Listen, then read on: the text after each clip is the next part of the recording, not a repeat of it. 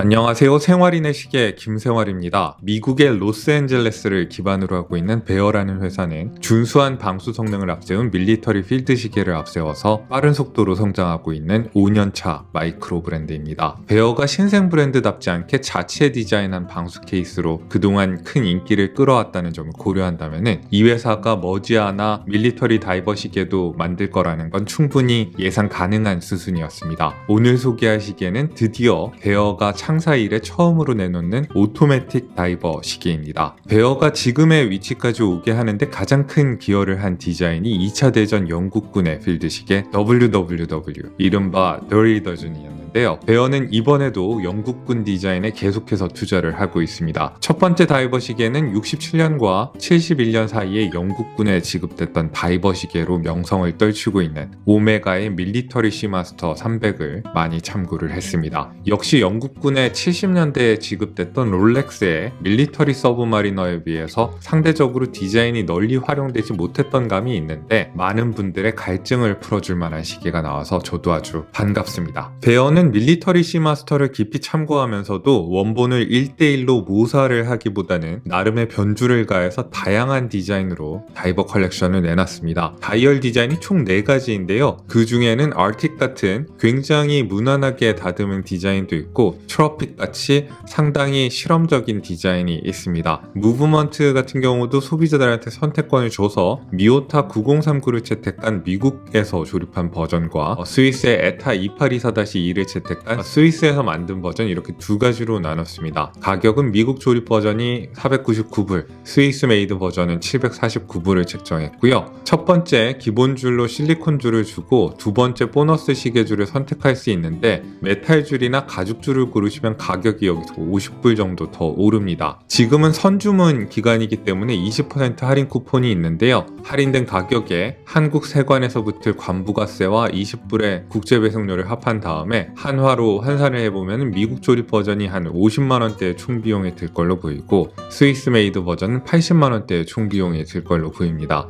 20% 할인된 선주문 기간의 가격을 봤을 때는 가격 경쟁력이 꽤 괜찮은 시계라는 생각이 듭니다. 물론 11월에 배송이 시작된다고 하니까 좀 기다리시는 시간은 있겠지만요. 베어의 홈페이지 링크와 할인 코드 사용 방법은 영상 정보 더보기와 고정 댓글란에 남겨두도록 하겠습니다. 오늘 영상에서 자세히 살펴볼 모델은 퍼시픽 화이트 디자인의 미오타 9039를 채택한 USA 어셈블리 버전입니다. 밀리터리 다이버 시계로부터 제가 찾는 느낌을 가장 잘 구현하고 있는 시계라는 인상을 받았습니다. 제 취향에 따라서 고른 거기 때문에 저는 받은 첫날부터 상당히 만족하면서 리뷰를 하고 있는데요. 퍼시픽 10이라고 해서 같은 디자인과 스펙에 약간 빛이 바랜 듯한 노란 빛이 도는 인덱스가 들어간 버전도 있습니다. 아담한 미드 사이즈의 빈티지풍의 밀리터리 다이버 시계를 찾고 계셨다면 베어가 충분히 가려운 곳을 긁어주고 있는 것으로 보이니까 한번 확인해 보시기 바랍니다. 오늘 영상 끝까지 시청해 주십시오. 이 시계는 베젤이 케이스보다 살짝 큰데요. 베젤의 직경은 40mm이고 케이스의 직경은 39mm입니다. 러그투러그의 길이는 46mm로 컴팩트합니다. 다이버 시계로서 무난한 200m의 방수 성능에 두께는 도명의 시계 유리를 포함해서 13.5mm이고요. 시계 유리를 제외하면 11.6mm 정도가 됩니다. 무게는 가죽 시계줄에 연결했을 때 시계줄을 포함해서 83.1g이 나오네요. 러그의 폭은 줄질에 친화적인 20mm입니다. 모든 시계줄에 퀵 릴리즈 바를 달아두어서 쉽게 탈착이 가능합니다. 가죽줄 같은 경우에는 20mm에서 18mm로 너비가 좁아지도록 되어 있고 메탈줄은 20mm에서 16mm로 너비가 좀 더 급격하게 좁아지도록 되어 있습니다. 투피스 나토줄 같은 경우에는 너비가 처음부터 끝까지 20mm로 일정합니다. 15.2cm 둘레의 노생활님 손목에 올려본 모습입니다. 이 시계는 러그투러그의 길이가 특히 컴팩트하기 때문에 가는 손목을 가진 분들께도 큰 부담이 없으리라 생각됩니다. 무게나 두께 모두 부담스러운 부분이 없어서 두꺼운 손목을 가지지 않은 분들께도 충분히 추천할 만합니다. 17.8cm 둘레의 제 손목에 올려본 모습입니다. 약간 저한테 작은 감이 있는 것 같으면서도 또 편안한 일상용 시계 사이즈로 본다면 또 편안하게 보입니다. 이게 60년대 시마스터의 디자인인 걸 감안해 본다면은 이 디자인에는 조금은 이렇게 아담한 느낌이 맞는 것 같다는 생각이 듭니다. 사이즈가 60년대 시계와 거의 같은 걸로 알고 있어요. 이 시계에서 가장 잘 된 부분을 꼽으라면은 저는 이 시마스터풍의 케이스를 꼽겠습니다. 중저가 시계에서 이렇게 좋은 마감의 트위스트 러그를 가진 케이스를 뽑아내기가 쉽지가 않은데 베어는 그동안 방수 필드 시계 케이스를 제작하면서 내공이 엄청 쌓인 건지 이번에 아주 성공적인 작품을 만들어 놨습니다. 일단 이 꽈배기처럼 뒤틀려 있는 러그의 윤곽이 정말 깨끗하게 나왔고요. 보기에는 모서리가 선명한데 또 만져보면 아주 매끈하게 잘 다듬어지기도 했습니다. 전반적으로 적용되어 있는 직선의 브러쉬 피니시가 결이 아주 선명한 건 기본처럼 느껴지고요. 커다란 6mm 주름의 스크루다운 용두를 크라운 가드 없이 3시 방향에 배치를 했습니다. 용두가 들어갈 부분에 케이스를 살짝 움푹 패이게 해놓은 게 인상적이네요. 용두의 높이는 3mm 정도가 되고요. 측면에는 코인 엣지를 두르고 정면에는 베어의 사명을 새겨놨습니다. 베젤 엣지는 부채꼴의 호 모양으로 패여 있습니다. 이거는 시마스터보다는 서브마리너를 더 참고한 걸로 보이는데요. 아주 모양이 선명하게 되어 있어서 잡고 돌리기에 필요한 충분한 마찰을 주는데 문제가 없습니다. 다이버 시계 특유의 120클릭의 단방향 회전 베젤을 채택하고 있는데요. 차자자작 하는 클릭 소리가 적당한 묵직함을 갖고 있습니다. 클릭감이 선명하고 묵직한데도 베젤을 돌리기가 크게 힘들지가 않은 게 이 시계의 장점으로 보이네요. 백플레이도 전혀 없습니다. 다만 예민한 분들은 베젤이 약간 눌리는 느낌이 있다고 느끼실 것 같아요. 그러니까 아주 100% 완벽한 건 아니고 95% 정도 괜찮은 베젤이라고 하겠습니다. 베젤 인서트의 소재는 유광의 검정색 세라믹입니다. 세라믹이니까 생활기스나 긁힘 염려를 전혀 하지 않으셔도 되고요. 5분 단위마다 마커를 음각으로 새기고 흰색의 도료를 채워 넣어서 아주 확실하게 가독성을 확보한 베젤입니다. 마커의 흰색을 확대해서 봐도 삐뚤게 칠해진 데가 없어서 깨끗하게 잘 나온 좋은 베젤이라고 결론을 지을 수 있겠네요.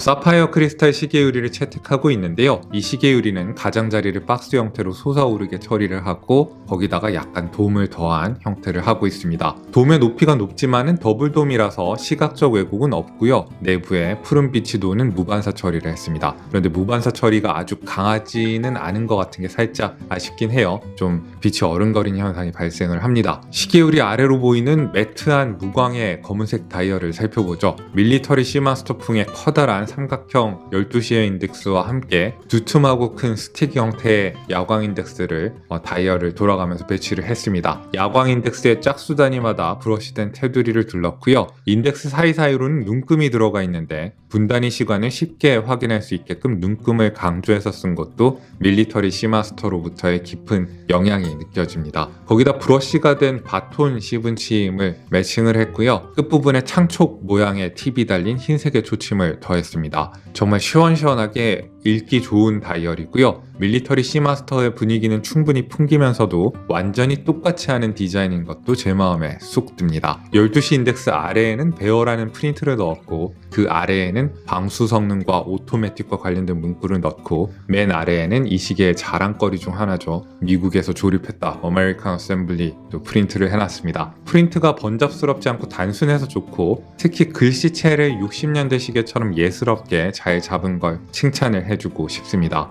그런데 케이스랑 베젤까지는 계속 좋아서 제가 칭찬을 아끼지 않았는데 퀄리티 면에서 다이얼은 좀 평타 수준입니다. 저는 베어의 초창기 시계들 40mm 필드 시계들이 다이얼 해상도가 아주 좋았기 때문에 앞으로 다이얼 퀄리티가 계속 좋아지지 않을까 했는데 프린트의 해상도나 시분 초침의 품질 향상은 좀 다른 부분의 품질 향상에 비해서 좀 더딘 것 같은 인상이 있네요. 답부 상태라고 해야 될지. 자, 불을 꺼보면 야광을 확인하실 수 있습니다. X1 등급의 C1 슈퍼루미노바 도료를 베젤과 인덱스 시분 초침에 적용을 했습니다. X1 등급은 슈퍼루미노바 도료 중에서는 최고 등급이라서 저는 스펙만 봤을 때는 야광을 칭찬할 준비가 되어 있었습니다만은 실제로 테스트를 해보니까 생각보다 아주 쨍한 야광은 아닌 걸로 보입니다. 아마 등급이 좋은 도료를 쓰긴 했는데 양을 좀 아낀 게 아닌가 생각이 들어요. 베어의 이전 필드 시계 모델들보다는 야광이 분명히 많이 좋아진 것 같고 엔트리 엔트리 레벨의 스위스 브랜드들의 야광처럼 엉망진창은 아닙니다만은 젤로스나 보레알레스 같은 마이크로 브랜드들이 갖고 있는 미친 듯한 야광에는 좀 못 미치는 걸로 보입니다. 케이스를 뒤로 뒤집어 보시면 스크루인 케이스백이 보이실 텐데요. 디스플레이 창에도 사파이어 크리스탈을 적용을 했고요. 무반사 처리를 했습니다. 안으로 보이는 이 시계의 엔진은 미오타의 9039 무브먼트입니다.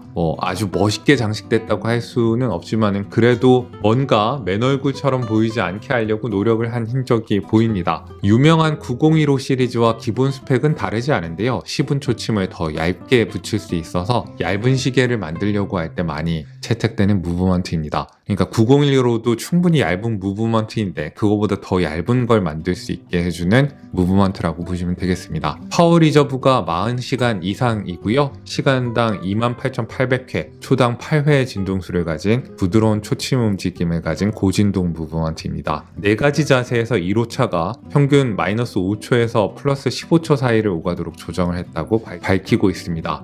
용두를 확인해 볼까요? 아무래도 쿼츠 모델보다 용두나사의 윤활에 더 신경을 써서 그런지 용두나사가 부드럽게 풀리고요. 용두가 큼직하니까 용두가 처음 이렇게 튀어나온 상태에서는 수동 감기를 하실 수 있고요. 날짜창이 없기 때문에 용두를 뽑으면 바로 초침이 멈추고 분침을 이동시켜서 시간을 조정하실 수 있습니다. 분침이 시원시원하게 콱콱 움직여주는 것도 좋네요. 다 맞춘 다음에 용두나사를 집어넣는 것도 무리 없이 부드럽게 잘 잠기는 걸 확인했습니다. 다이버 시계는 기본 줄은 실리콘 줄을 주는데 이번엔 실리콘 줄을 제가 촬영을 못했네요. 두 번째 시계 줄로 50불을 더 주고 가죽 줄이나 메탈 줄을 고를 필요가 있을지 없을지 고민하실 분들을 위해서 말씀을 드리면은 제 생각에는 이 줄을 충분히 필요로 하시리라 생각이 듭니다. 우선 가죽줄부터 보면은 이번에 업데이트된 가죽줄은 이전에 베어가 제공하던 기본 가죽줄에 비해서 좀 더 현대적인 형태로 변화를 꾀했습니다. 전에는 그냥 통가죽을 잘라서 살짝 뻣뻣하게 가공한 다음에 시계줄로 제공을 했었는데 가죽의 퀄리티 자체는 좋았지만은 너무 원시적이고 흐물거린다는 이유로 호불호가 갈렸었습니다. 반면에 이번에 가죽줄은 가운데에 패드도 들어갔고 가장자리에 엣지코트 마감 또한 좀 더 통상적인 형태를 하고 있는 빈티지풍의 가죽줄입니다. 촉감이나 광택은 이번에도 충분히 고급스럽고요. 미국에서 가공한 가죽 원단을 사용했다는 점을 강조를 하고 있습니다. 버클은 베어의 로고가 새겨진 브러쉬된 버클을 썼고요. 메탈 줄의 퀄리티는 직접 보기 전까지는 좀 걱정을 했습니다. 이거 급조하느라고 대충 만들면은 없는 이만 못한 게 메탈 줄이거든요. 기대보다는 좋은 메탈 줄입니다. 엔드피스가 특히 케이스와 유격 없이 잘 들어맞는 건 칭찬하고 싶고요. 게다가 퀵 릴리즈 바가 양방향으로 이렇게 잡히도록 해놔가지고 쉽게 분리를 할 수 있습니다. 오이스터 형태의 사면줄이지만은 시계의 컨셉에 맞게 얇고 유연하게 만들어서 가볍고 착용감이 좋습니다. 길이 조정은 푸시핀 방식으로 하도록 되어 있고 클래스프를 보시면 전형적인 다이버 시계의 이중 잠금 방식인데 밀드 클래스프로 든든하게 제작을 했습니다. 미세 조정 구멍도 4개를 갖췄고 막 엄청나다 싶은 메탈 줄은 아니지만은 가격대 평균 이상은 되는 메탈 줄이고 50불을 더 주고 충분히 사용할 만큼은 되는 퀄리티라고 보입니다. 추가 비용 없이 선택할 수 있는 투피스 나일론 줄을 길게 설명하지는 않겠습니다. 튼튼하게 만드는 데 초점을 둔 줄이어서 좀 빳빳하게 느껴지긴 하는데 좋은 점은 있습니다. 나일론 줄인데 상당히 튼튼하게 느껴진다는 점이 좋은 점이고 투피스 나일론 줄은 좀 두께감도 있고 바느질도 더 튼튼합니다. 가죽 줄이나 메탈 줄만큼 고급스러운 느낌은 없어도 이 시계의 컨셉이 밀리터리 시마스터잖아요. 그 컨셉과는 아주 잘 맞는 줄이라고 생각이 듭니다. 그럼 총평을 해보겠습니다. 이 시계는 기성 브랜드들을 반성하게 만드는 또 다른 마이크로 브랜드의 걸작인 것 같습니다. 매우 추천할 만한 60년대풍의 밀리터리 다이버 시계입니다. 그동안 시청자분들의 구매평을 들어보면은 베어 시계들이 제가 기대했던 것보다도 호의적인 평가가 많이 나왔거든요. 제 생각에는 이번에도 베어가 해낸 것 같습니다. 많은 분들이 사진으로만 보셨을 밀리터리 시마스터의 분위기를 잘 재현하면서도 베어만의 변주를 성공적으로 한 게 특히 매력적입니다. 물론 100% 완벽한 시계라고 말씀드리는 건 아닙니다. 다이얼의 해상도는 살짝 아쉽고 야광의 퀄리티도 많이 좋아지긴 했지만 좀 더 나아졌으면 한다는 생각이 듭니다. 하지만 케이스나 베젤, 용두 같은 나머지 부분의 뛰어난 퀄리티는 드러난 단점을 만회하고도 남음이 있다고 생각을 합니다. 시계줄과 무브먼트 그리고 디자인 등에서 다양한 선택권을 소비자들한테 주는 것도 좋습니다. 저처럼 60년대풍의 다이버 시계 디자인을 좋아하시는 분들은 꼭 한번 시도를 해보시라고 추천을 드리고 싶네요. 베어의 신작 다이버 시계를 자세히 살펴봤습니다. 오늘도 여러분들께 유용한 정보가 됐기를 바라고요. 여기는 생활인의 시계였습니다. 안녕히 계십시오.